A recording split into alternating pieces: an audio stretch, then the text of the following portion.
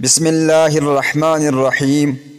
ایک مرتبہ موسیٰ علیہ السلام نے اللہ تعالیٰ سے پوچھا کہ یا الہی، یہ گنگٹ کو آپ نے کیوں پیدا کیا ہے؟ اللہ تعالیٰ نے جواب دیا کہ انسان کو سبق سکھانے کے لیے۔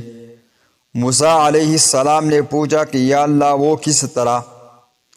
اللہ تعالیٰ نے فرمایا کہ یہ گنگٹ زیادہ مشقت کر کے گولا بنا دیتا ہے اور پھر اس گولے کو مشقت کے ساتھ اپنے غار کے پاس لے آتا ہے، لیکن یہ گنگٹ اندر چلا جاتا ہے اور گولا باہر رہ جاتی ہے۔